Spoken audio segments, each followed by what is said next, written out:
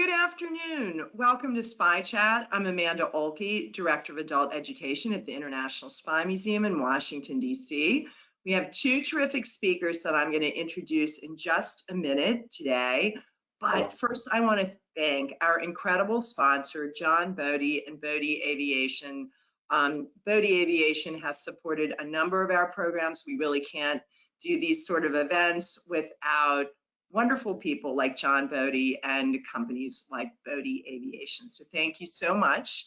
Now, of course, I'm sure many of you recognize my terrific boss, Chris Costa, the Executive Director at the International Spy Museum, and we are incredibly privileged to have as our guest today for Spy Chat, Mike Rogers, former chairman of the Permanent Select Committee on Intelligence.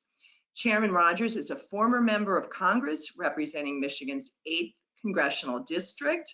He previously served as an officer in the U.S. Army and an FBI special agent in Chicago. Today, Chairman Rogers advises top executives from Fortune 100 companies, providing analysis and expertise on the challenges facing companies operating in the digital era, as well as cybersecurity and executive leadership. Additionally, Chairman Rogers is a senior fellow at Harvard University and a member of the Board of Trustees and the David Absher Chair at the Center for the Study of the Presidency and Congress, where he directs the center's national security programs. He also serves as a regular national security commentator on CNN and hosts and is an executive producer of the series Declassified, which offers viewers insights into American spy stories. And if you haven't watched it, catch up. It is pretty terrific. Now, they're each going to present on topics that are catching their attention right now, and may also let us know if they're reading anything particularly interesting.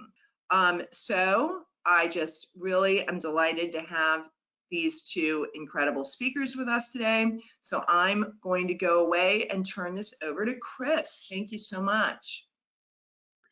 Hey, as always, Amanda, thank you very much for your great introductions. So I'm really excited today to have Chairman Rogers here today.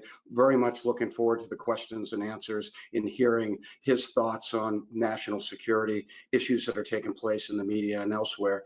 And I also want to offer special thanks and reinforce our gratitude to John Bodie. He's a personal friend as well as a friend of the Spy Museum, and I know what Bodie Aviation does. They're a terrific company. I know the people that work there and the people that support Bodie Aviation. So thanks again.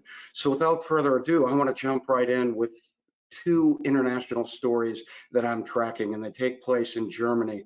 The first story, I'll take you back to last August. There was a murder of a dissident in a Berlin park in Germany. It turns out some additional details have emerged, as was reported by the New York Times. The individual that conducted the murder is being held by German authorities. He's in jail. The Berlin police are confident that they have the killer, but they're not sure that they know his true name. So what does all that mean? Again, this alludes to the fact that since he's a Chechen opposition leader, the individual who was killed, it seems like it has the trappings of an assassination. Why? The individual, when he was arrested, had just changed out of his wig. He had just changed out of the extra clothes that he had. And in addition, he had the opportunity to shave off his beard before he was rolled up by the police. All of that said, a lot of tradecraft went into this particular killing. Now, the Russian authorities refused to cooperate with the Germans. So this is a fascinating Cold War-esque story that just played out with tragic consequences in Germany. Transitioning to another story in Germany that really got my attention, and this is also plays into some discussions we've had on Spy Chat about foreign right-wing extremists. In this particular case, the German Internal Intelligence Collection Organization is called the BFV, the Protection of the Office of Constitution. The bottom line is they are responsible for identifying, in some cases, counterintelligence threats as well as instances of far-right extremists. The Germans are very concerned and have identified 1,400 instances of intelligence officers, German intelligence officers, German federal policemen, German local policemen, and soldiers who are far-right extremists or have posted things that are very, very concerning to German authorities.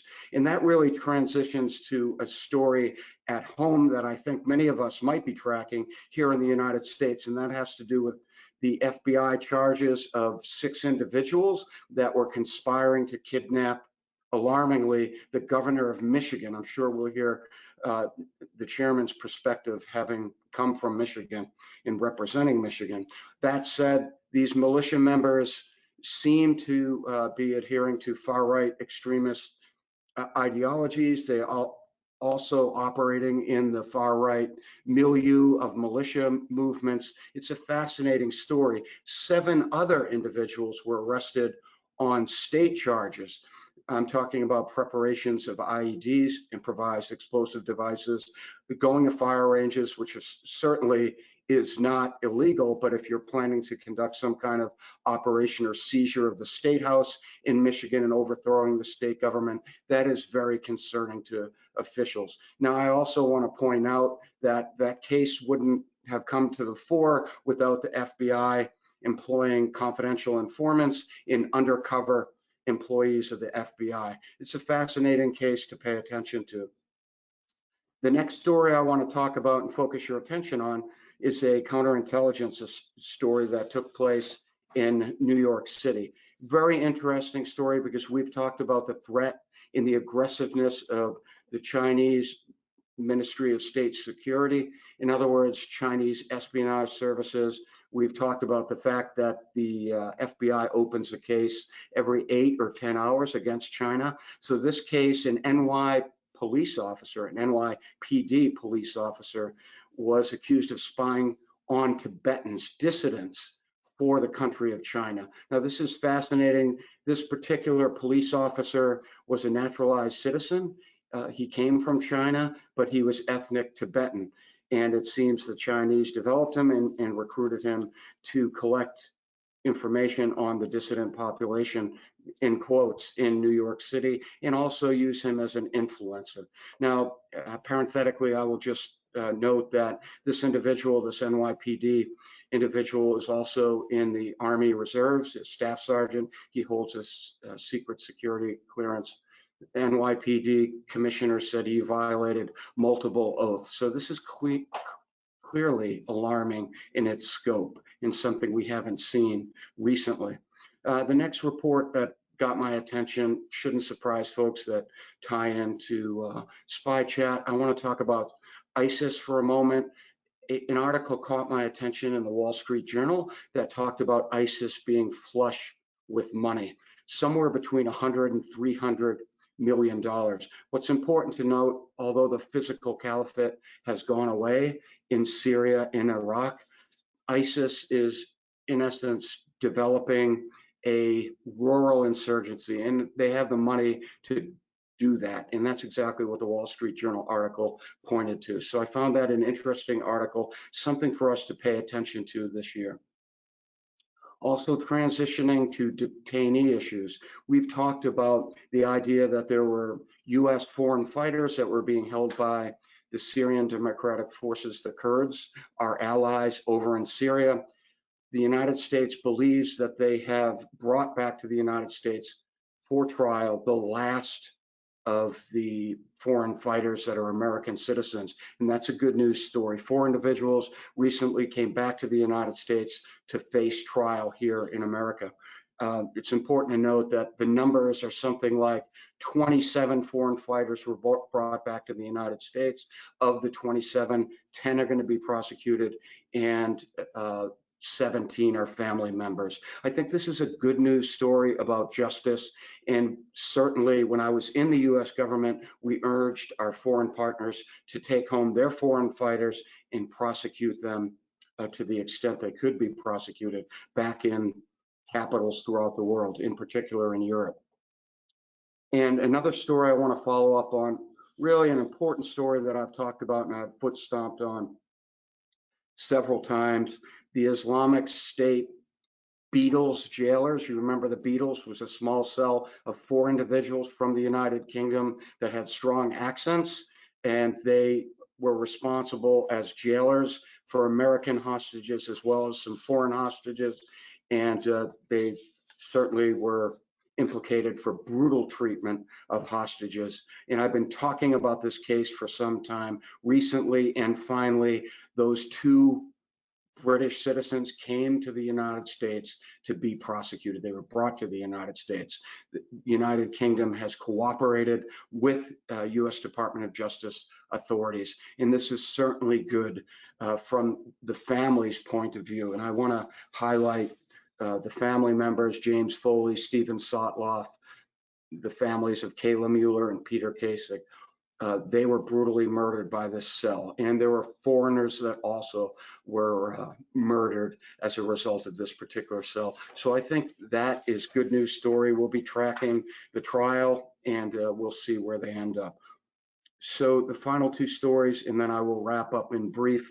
It seems that leading up to the election in November, that the strategy for putting pressure on Iran from a U.S. standpoint seems to be working in the short term. And it seems, and this is from foreign intelligence sources, according to the New York Times, have suggested that Iran is taking a wait and see approach, and they have toned down their rhetoric, and they're not going to do anything untoward against the United States overseas or elsewhere until the election. We'll see what happens in the near future. Arguably, that is a result of some of the pressure placed on Iran. Of course, you remember the Soleimani strike against the head of the Quds Force when he was killed, complicit in planning for attacks against U.S. forces. He was killed on the ground in Iraq, and he was a revered figure in Iran. We will see if someday the Iranian regime will seek retribution for that attack, but it doesn't seem like it's going to happen in the short term.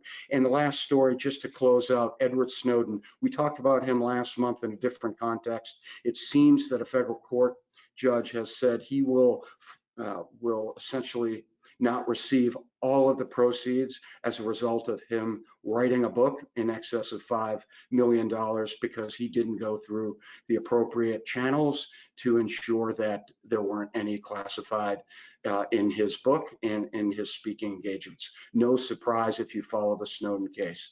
Lastly, the book that I am reading leading up to our Spy Chat in December is by General H.R. McMaster. He hopefully will join us in December, and the book is fascinating. It's called Battlegrounds. And the second book I want to highlight again that I just finished is Ali Safan's book, The Black Banners Declassified. And I believe Ali Safan is joining us next month for Spy Chat. So thank you very much. I'm anxious to hear from Chairman Rogers.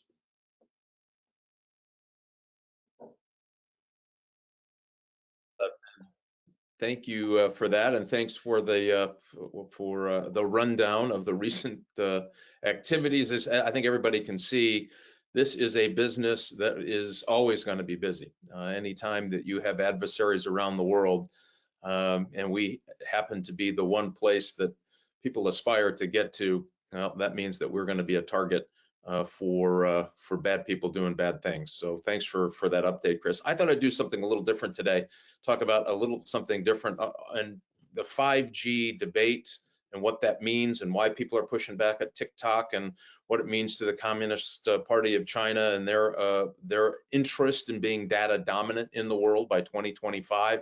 And what does that mean for the spy business? What does that mean for security but here at home? And then I'll take any question, including on Michigan. I'm happy to talk about that. I have some pretty strong thoughts on that. So let's just go back in time. So 2G, I don't know, as a young FBI agent, I remember I got issued a cell phone. I didn't even know what that was at the time. And it was about the size of like a small shoebox. It was huge, had a little antenna sticking out of it. And the battery lasted, 20 minutes at least, on a good day. But that was pretty cool stuff, and that was great technology. And I thought, wow, I've really made it running around the streets of Chicago, and I had this big phone And then they went to phone bags. I don't remember if people remember. I may be dating myself a little bit, but it's a phone that came in a big bag and you plugged it in and it had its antenna, and you actually had 2 channels on the ones we were given. But it was massive. It was, again, the size of a shoebox, and you had to unpack it and program it every time. It was a pain in the rear to use. That was kind of that early day 2G going into 3G. And why the heightened excitement around 5G and what it means for security, and why the administration is actually pushing back against China hard on all this, which I applaud them for, including TikTok and others, which I think a lot of viewers, certainly on the younger side of the spectrum, might be scratching their head going, what does that have to do with my security? So 2G to 3G, this whole implementation took about from envisioning, the vision of what this means, and being able to have a cell phone that wasn't the size of a shoebox, that you could actually carry around and flip open and dial and have good connectivity, was from about 18 years in the making. So 18 years from vision to implementation. Going into 3G, it took about 6 years from vision of 3G and its implementation to 4G, about 6 years from vision to implementation. And the big difference between 3G and 4G was, wow, 4G just blew up the commercial market. I mean, just really blew it up. So you got Airbnbs as an example, or Uber, the fact that Amazon and others, Facebook, these companies just exploded. They call them the FANGs on Wall Street. All these massive tech companies that use that technology to either market to you, or or sell you stuff, or get you to buy stuff. That all happened with 4G, and it couldn't have happened under 3G. Didn't have enough data capability, couldn't move enough information quickly enough, and 4G exploded that. So now it's 20% of our GDP now comes from this notion of the internet, if you will, or the e-economy using 4G. Well, then the talk was 4G to 5G, and what the heck does that mean? So that 4G was the commercialization of the internet. 5G is going to be the commercialization of sensors, or the Internet of Things. So think of everything from your HVAC system, your refrigerator, your garage door openers, all of it. And after some security workthroughs, I can now control my security system from my iPhone. It's really an amazing thing, right? And that's because I can talk to the sensors that are operating things inside of my home. Not without some security risk, but I think we've figured out a way around that on some encryption and VPN work that we've done to make sure that's safe. That said, think of all of those devices connected, and why people are excited about it. If you want a car that drives down the road, stops at a stop sign, and then takes off through a crosswalk, and you're not going to have a driver in that car, you have to have a connectivity that has no blip in it. Imagine that the last thing that car sees when it stops is an empty crosswalk, and then it goes out. It doesn't have that connectivity, and it decides that it's already accelerating, and somebody walks in and they can't see it because there's a delay in getting the information. Can't happen. And so that latency, they call it, is what 5G is going to do. It's going to allow cars, driverless cars. It's going to allow autonomous mining operations. Think of the productivity increases and all the sensors operating in a factory. You want to talk about just-in-time manufacturing. It can monitor everything from how you produce it, how fast you produce it, how fast you manufacture it, to part purchasing. And oh, by the way, if there is a maintenance problem starting to develop, and they can do this through vibrations, a sensor is going to tell you that. So you don't have to wait for the thing to break down. You call the maintenance guy, he comes over and puts it in before it breaks. Amazing capabilities and productivity. This is going to be really significant. But at the same time, all of those sensors mean that's a lot more data flying around. And one thing that the Chinese have done with data on individuals, so you think about all the data flying around from your Twitter account and your TikTok account, your online banking, your PayPal, all of those things are throwing off digital forensics, if you will. And so the Chinese have decided they're collecting all of that information, including social media, and they're applying what they call a social credit score. So think of this: the Communist Party of China applies a social credit score to all of its citizens. And so if you're there and you talk bad about President Xi, guess what? You get a little nick. Last year, they used that social credit system to tell the government, the Communist Party of China told their citizens, about 6 million of them, guess what? You don't get to buy a plane ticket to go visit your family internally to China. You can't get a bus ticket and you can't get a train ticket because we think you're not being good citizens. So imagine the Orwellian nature of that. And that all comes from the collection of data. The next fight, I don't care if it's intelligence side or militarily, is going to be about data. That's why this big kerfuffle about what kind of Chinese gear we would let in the build out of 5G networks in the United States, and what kind of gear we would even allow the US to operate on overseas, given the fact that the Chinese gear has already shown a propensity to exfiltrate information, steal information. So they're deluging the United States with spies, as Chris talked about, the sheer number of Chinese counterintelligence cases. And what's interesting about those spies that are here trying to steal intellectual property that they can take back to use to artificially compete against US companies in technology. And remember, they want data dominance 2025. The number one tasking for at least the cases that have come to light that the FBI has charged is not go steal the blueprints, even though that's a part of what they do. It's steal people's credentials to get into networks. So I steal your credentials, I send it back to Beijing. Their cyber warriors use that to get in and steal and spy and do all the bad things that they do. That's a new twist in espionage that I think that a lot of people are just now trying to get their arms around. What does it mean for covert operations, even trying to have somebody not travel under real name? Imagine all the things that you do in your life. And I'm talking to the younger ones here. You have all your LinkedIn pages and your TikTok and the whole 9 yards, right? You have a very big social presence. Wow, how do you go from that to being someone else that has all the biometrics are the same, right? Real challenge for the intelligence community to operate around the world given these new constraints. And if China is successful, again, they want to control all of that data themselves. They think it's important. That's why they're giving away gear. This Huawei and ZTE almost giving away gear and networks almost for free because the Communist Party believes that there's more value in the data that they would be able to collect than the value of the commercial market of the gear that they're selling. That should tell you everything you need to know about what's going on. TikTok, same thing. I know your geolocation, all your geolocation data comes with that. Your friends, who watches, who you share with, what your lists are. I can get in through that and get your contact lists. All of that information is valuable if I want to do something bad with it.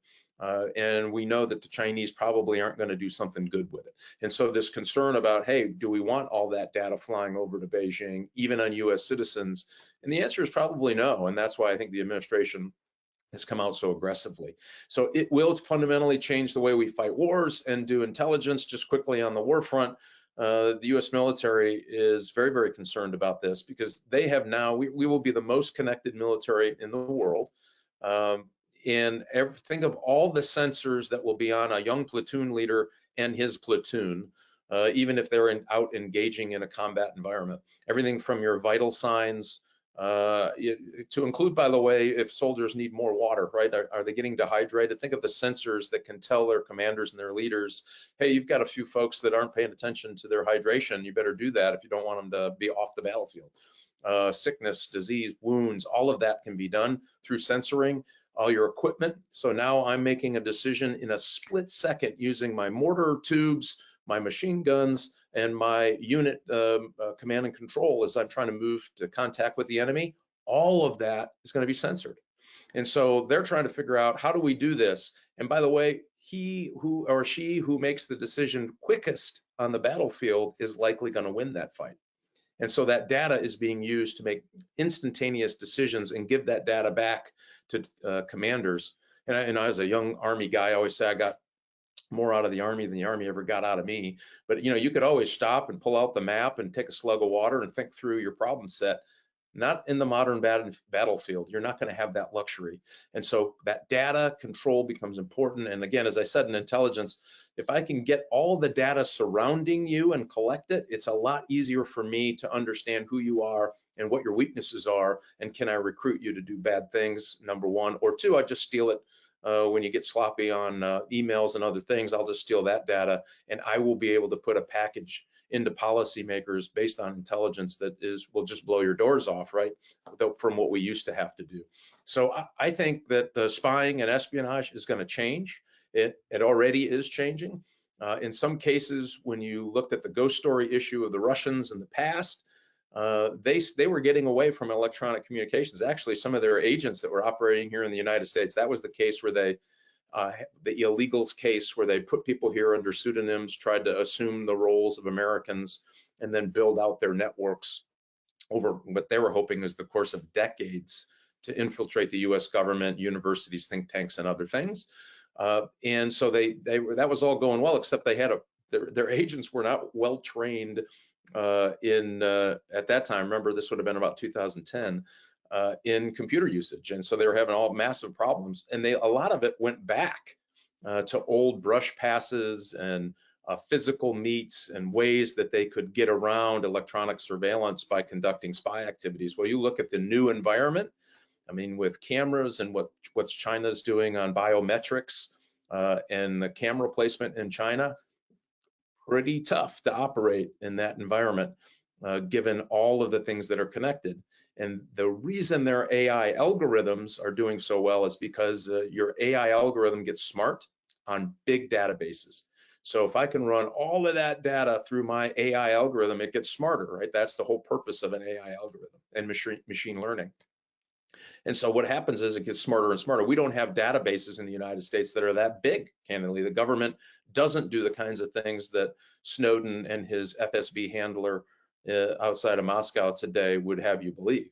And so we just don't have, we Americans in the private sector have these huge databases to make our AI algorithms perform at the same level as Chinese algorithms. So I hope I didn't bore you to death on all this. I just think that the way that we look at spying and how spying is going to work in the future is going to dramatically change, is changing, and why people are so concerned about getting the build out of the 5G security networks, getting it right, and not allowing other folks to get in there and steal some data that we really don't want them to have. And lastly on that, if I own the equipment, if I own the routers, the things that are, sending information from tower A to tower B in a nanosecond, if I can turn that off, I can have a massive impact, not only on our economy, but our ability to command and communicate when things get a little tough. So all of those things are going into all of these discussions that you hear. So it's not about somebody not liking TikTok because the cool video that makes fun of fill in the blank. It really is about the security of the underlying data and who has it, who controls it, and what they do with it. So with that, I'm going to close up. I hope I didn't, I think I'm right at 12:30 here. So I will stop talking, hopefully take some questions here about anything. I'm open for all of it, including a lot of the cases that Chris talked about. And the fact that there's still spying going on, there should be no doubt in anyone's mind that espionage is alive and well and targeting the United States and its citizens. Well, thank you both. So fascinating. And now I get to watch a ton of questions roll in, but we certainly got some while you were commenting that I'll get started with. There is definite interest in this Michigan plot. And someone asked, weren't other governors targeted? And I think we saw Northam in Virginia. So if you'd comment on, I'll kind of roll all the Michigan plot questions together if possible, commenting on that. Also, do you two see this plot as an acceleration of this sort of mindset of trying to kind of destabilize the government, or is this just the usual horrible plot that people could come up with? Yeah, I'm assuming that's to me. I will have some pretty strong feelings on this. So yes, it's concerning, and I'll tell you why it was concerning. So what happened was this group, there's something called the Michigan Militia. It's been around for a long time. It has very strong beliefs that it's distrustful of the federal government. That's the basis of their belief. It is not a white supremacist group. As I saw reported in the press, that's not who they are. They have this strong anti-federal government. Matter of fact, many of their members believe the only proper law enforcement is an elected county sheriff. They have some pretty strong beliefs about that. You can imagine as a member of Congress who is a former FBI guy, not their favorite guy in the federal government. And so they have some very strong beliefs about that. And what this group is believed that that group, that the Michigan militia that trains and meets and has meetings and does all of those things, wasn't willing to go to the next step, which was an affirmative action. So they kind of weren't part of the Michigan militia. They created their own group. But what they did is they went to the Michigan militia to recruit people who thought, hey, you're a member, you already believe that the government is bad and we need to do something about it. It's only getting bigger and oppressive and blah, blah, blah, all the things they believe in. And so what they did is they were able to get as many as 13, I think it's probably going to be more before it was over, from a variety of different groups who have these kinds of beliefs at the extreme end of thinking how bad the government can be. And then they decided to make the next step about, hey, let's put this into action. And so what I think worried my former colleagues in the Bureau is that they were willing to test bombs. It didn't go all that well, but they were willing to test these IED devices and with the sole purpose of using these IED devices in the plot to either storm the Capitol or kidnap a governor.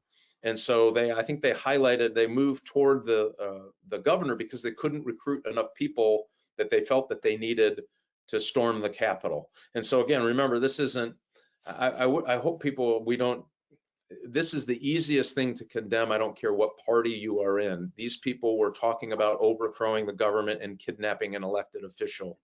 There's nothing about that that's right or good. Matter of fact, I took the oath of my Constitution to protect the United States against enemies, foreign and domestic. When you have domestic forces trying to overthrow the government, you have become an enemy of the United States of America. There's lots of other forums you can go to, including, joining the militia group and expressing yourself all you want in America. That's protected. Doing what they were doing is not protected, and it's not protected speech, and it's dangerous. So that's what led to that event. I believe that there are people who are frustrated with the government, and I think there are more and more of that happening. I think the social media, and I worry a little bit about Russian activities to fan the flames of people's differences and try to get people's emotions up. That was a highly successful information operation in 2016. We saw them again come back in 2018, and now you're seeing it again in 2020. And again, they're not. I never really worried about changing votes. What I worried about is them using these platforms to get white nationalists or white supremacists targeting black activist groups, and black activist groups mad at other groups, and Muslim groups mad at Christian groups, and then try to fan those flames. That's exactly what the Russians wanted. I do see a lot more of that, and I do think some of these folks get wrapped up into that, and they lose sight of rational conversation about where they are and what avenues they have to protest, if you will, against their government. And so I don't know if it's rampant. I think this was bigger than I would have assumed it would have been. The 13 people actually doing surveillances, actually conducting surveillance routes, planning exit routes. That's pretty serious when you get to that point. And they were buying gear, and that's what triggered the investigation to do it. And lastly, I'll say this. This is why this is so important in law enforcement. Somebody in that group said, this is wrong. Somebody said that I didn't sign up for that. Yes, I believe a lot of these things. I don't believe that violence is the way to do it, and picked up the phone. That wasn't really widely spread in that investigation. And then there was some great law enforcement work that followed that up, including infiltrating an FBI agent into the organization. But not for that person. Who knows when the FBI could have gotten in on this, maybe too late. So it just goes to show you that good Americans, wherever they are, whatever their political beliefs, however extreme they are on the left or right, we need those individuals to pick up the phone and say, boys, this just doesn't sound right to me. Y'all might want to take a look at it. And that did happen. He ended up becoming a cooperating witness. I imagine we'll figure out who he is by the time trial's over, but that was a very key moment in that particular investigation. So, I'm sorry, Amanda, I'm going to jump in there. I agree with everything Congressman Rogers just offered, and I would just add to the broader question of a trend, there is a trend right now worldwide for far right extremism, and that's exactly why I wanted to make sure I highlighted what the Germans are seeing on the ground in Germany and how alarming it is to them, to include military members from their special forces called the KSK, planning for future attacks, husbanding resources, planning, stealing munitions. So it is problematic, but again, globally, law enforcement are very much concerned. They're zeroed in on this, first with social media, and then of course they use the methodology the chairman talked about, informants, right? People that recognize it's wrong. So we're going to see more of this, and just because it's trending now. But again, not to be overly alarmed, this happened throughout the 90s as well. Timothy McVeigh was caught up in that swirl. He actually went to Michigan at some point in time, but also he lived there actually for a while. That's right. So just to underscore, it's not against the law to be a militia member. It's against the law to conspire to kidnap someone. So great question, and thank you for that.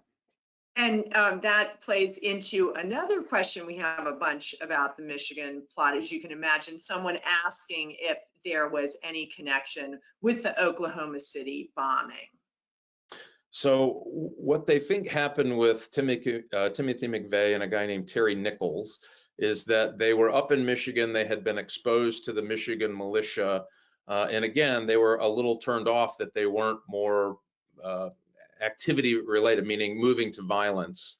The Michigan militia's true core, and again, anytime you have those folks, my mother always said, be careful who you hang out with. You can get somebody that crosses the line. And what happened there is they went in, they had meetings, they were exposed to the Michigan militia, they knew about them, but they just didn't feel that they were going far enough.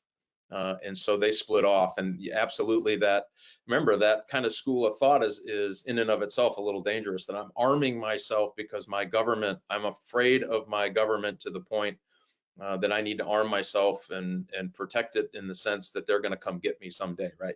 And so that's that thinking. And you can see, even on a rational person, you hang around enough people that you can ratchet up your on the spectrum of violence, and that's exactly how it happens. And that's what happened with these two guys. Well, I think it was McVeigh joined the military, lasted about a year, wasn't for him, came back, but that right after that they went down and committed, a horrific act of domestic terrorism in the United States, killed a lot of people.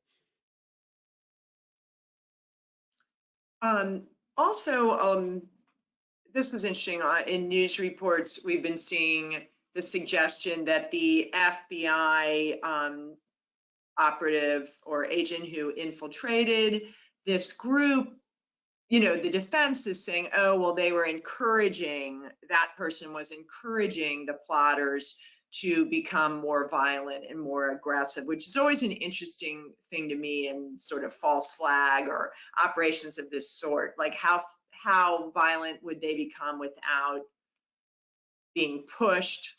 So I don't know if you can comment on that.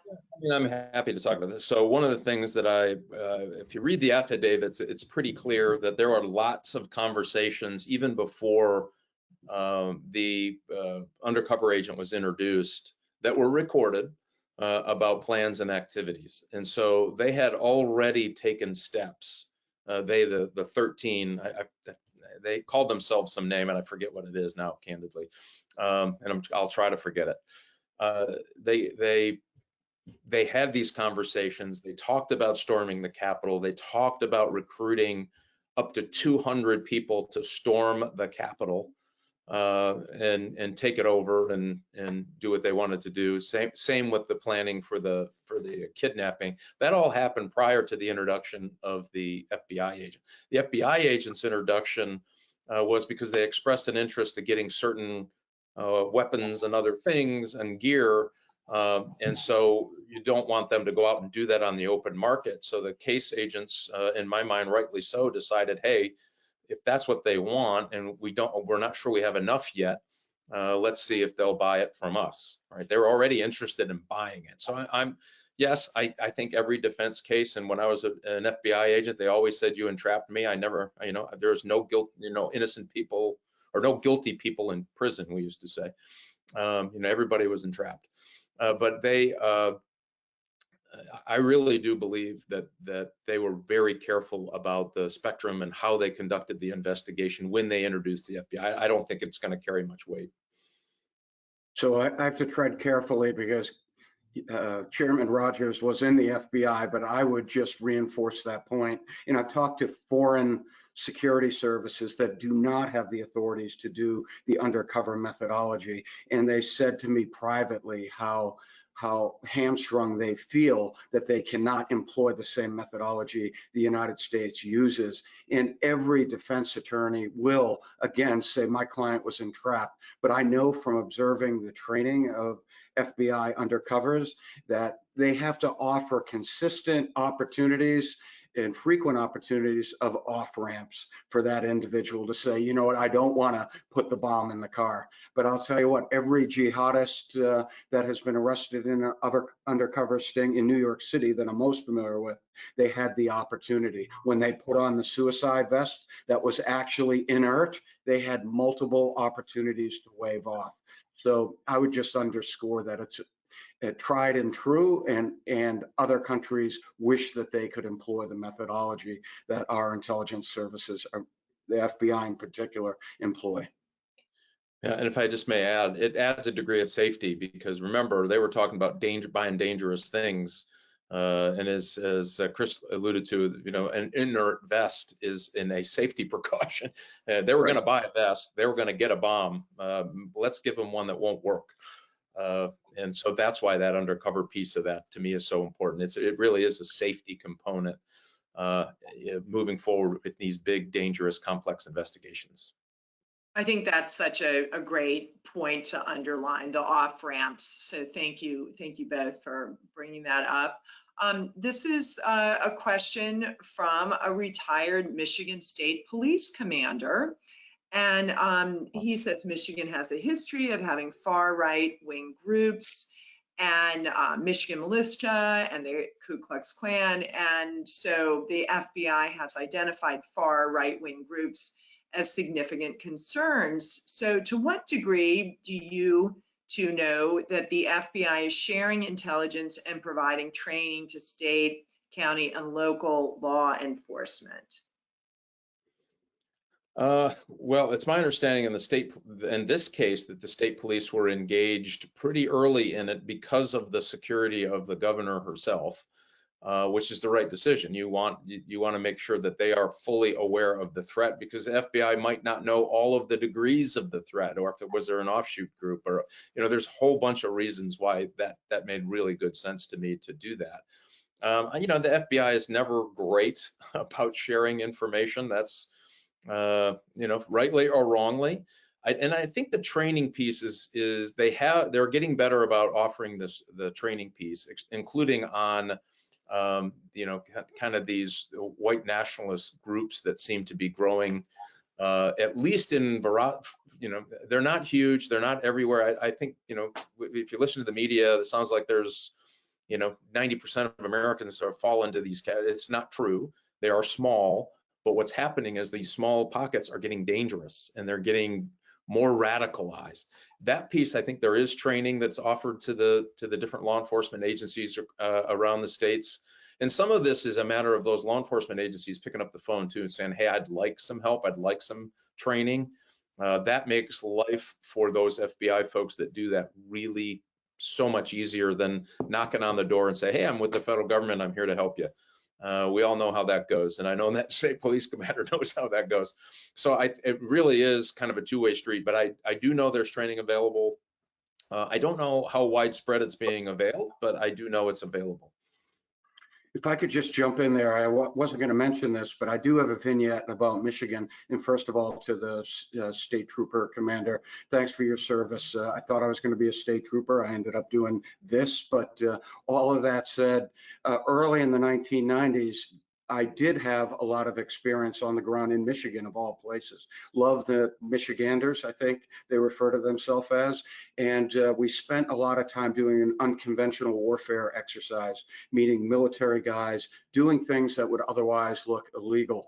And I spent a lot of time coordinating those operations, training operations with the authorities, to include the Office of Strategic Services from the Air Force, and to make sure that we didn't run into a real police operation. So I did get a sense for what the trooper commander is talking about, the idea that there was a group of far-right extremists. In fact, there was at one point, somebody had fired a weapon at somebody on a ski mobile at Camp Grayling. I don't remember all the details, but it really tied into this idea that big US government was treading on some people's terrain and they didn't like it. So that's kind of the far right trope. The majority of people we met in Michigan were extraordinarily patriotic and supportive of what we were doing, but there were some people that did resent the fact that we were, operating in their space. All of that said, to answer your question about training, as Mike spoke to, the idea of getting on the phone and coordinating, maybe with the Joint Terrorism Task Force, I suspect they would be happy to work with state police organizations for everything from far-right extremists to doing some on-the-ground exercises.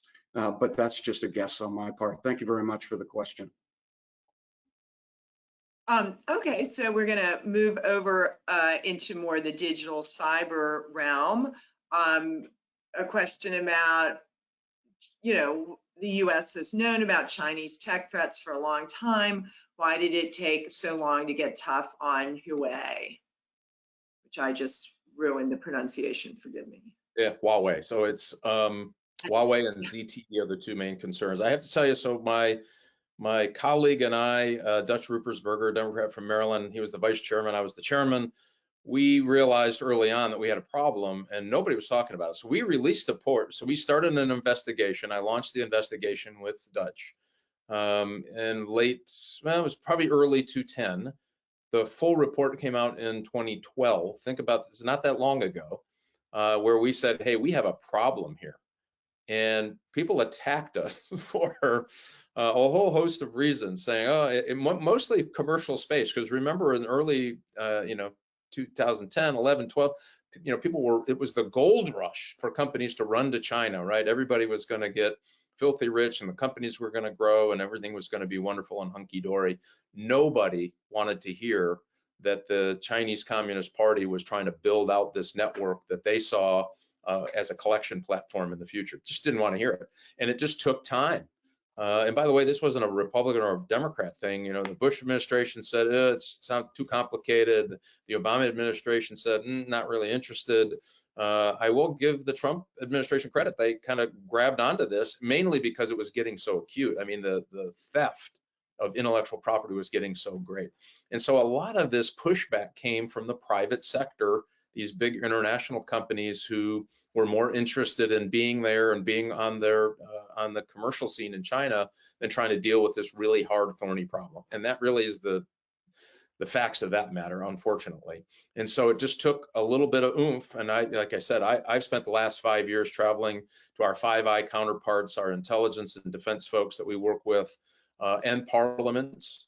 As a matter of fact, I testified at the British Defense Committee on this very topic.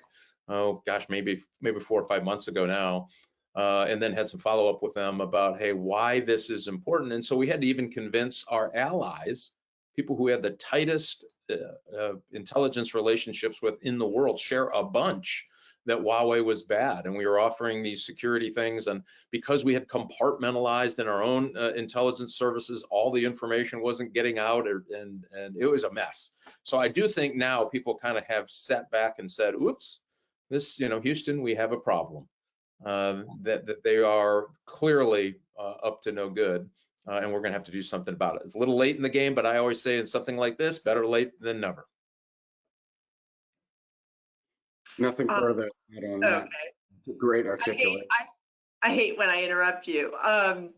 Also Zoom. We're not on Zoom right now, but someone's worried, does Zoom belong to China? And is Zoom just gathering everything about the details of our homes and, contacts through Zoom? So the original problem with Zoom was some ownership issues, and anytime it gets anywhere close to Beijing, something bad is likely to happen. Remember, China has a national security law that even if you're an international company and you collect data in Europe or the Middle East or the United States, and the National Security Service comes, they don't have to have a subpoena. There's no third-party oversight. There's no judge that's going to look at it. And they say, I need information, all of your information, and you're going to give it to me. You have to give it to them. This is some notion, and this is why, if you really want to get my blood pressure up, we can talk about the Snowden case and how the damage he has done even to the narrative of young Americans trusting the Chinese government, the Communist Party, who's using information against its citizens, to the United States collection services, who have multiple layers of oversight. You don't even want to get me started. My blood pressure might go up right here. See, maybe this could be great TV. Who knows? But I will tell you that was the biggest concern. And what they were doing, by the way, is you know how you do the digital backgrounds, which was kind of fun, and you could do a digital background. They were using that digital background. That's how they were infiltrating, because that's all that is data flying around, and it's moving. It doesn't look like it on the screen, but that's data.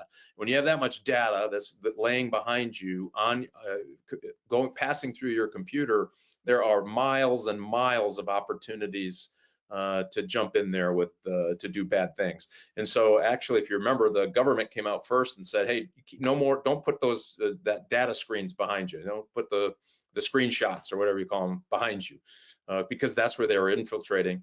Zoom is now the government, the US government has a zoom.gov that I think is far more secure. Now they only use it government to government or contractor to contractor. But I have used that plenty and have had no problem with it, and I do believe it's more secure. But you remember, any service where it has data flying around that is not completely nailed down is open and vulnerable, and we just need to understand that. What in general are our security agencies doing to prevent electronic foreign interference in our elections? Just a little question. Yeah, exactly. So if I can back up here, I think we have time. We have 6 minutes. We can give you just a 2-minute, a little history to where we are, if that's okay. So we watched the Russians in 2014 get a little more aggressive with their information operations. Remember, yes, in 2016 they tried to infiltrate into voting, secretaries of states around the country to see if they could. It is really damn near impossible to do, mainly because they're so disorganized and they're all not very connected. So let's give them credit for that, right? That they're very disorganized and not connected, because it's really hard to get in those machines. Did they try to get in the machines? They did. There's really no good evidence that they were able to say, I went in and voted for candidate A and it flipped the candidate B. Can't find it. Really hard to do. But what they did do to influence elections is these massive information operations.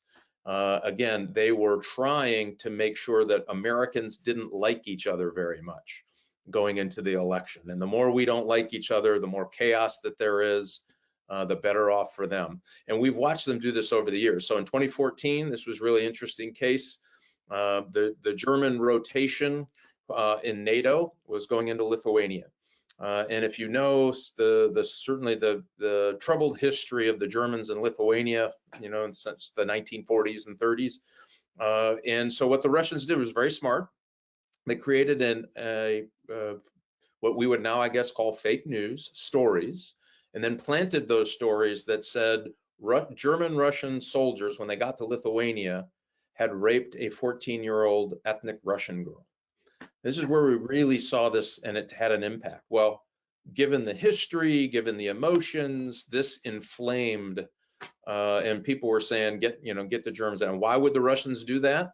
They were really targeting the freedom of movement of NATO troops to push back on Russian aggression, right?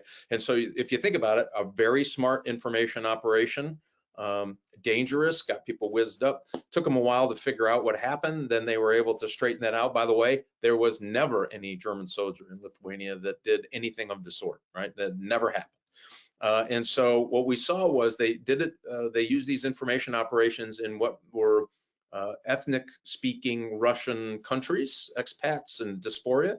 And then they got it better where they thought they could bring it to the United States. We saw the first shots really in the 2016 election, and they're just getting better at it. So high reward, low cost, easy to do, hard to track. I will say in 2018, because it's a whack-a-mole thing, right? I come at you this way and you shut me down, I can just open up, pop up, and I'm back in business in 2 minutes. And so what the NSA did in 2018 under General Paul Nakasone, and he'd be a great guest too, by the way, is they were really good at playing whack-a-mole. And so they just decided, all right, well, yes, you're right, we can see it, but we shouldn't shut it down for any. They just started bopping them every time they came up. It was great. And they had an impact.